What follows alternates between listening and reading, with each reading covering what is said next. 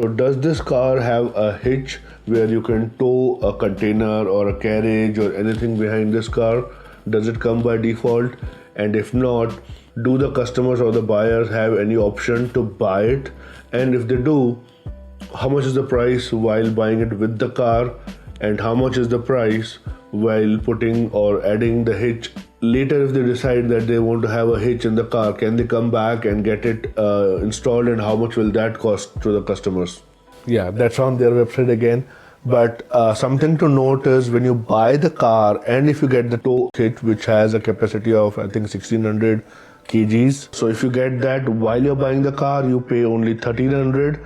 But if you go back later to Tesla to get a tow hitch installed on your Tesla Model Y, they'll charge you $1,650 here in Ontario, Canada. So that's something to note. If you want a tow hitch, get it when you're buying the car and not later.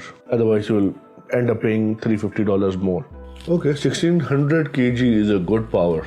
And okay, so there's a price difference when you get the hitch installed along with buying or getting it installed later in your life. If you decide that you want a hitch to carry your bikes or boat or anything behind your car, so that's the hitch.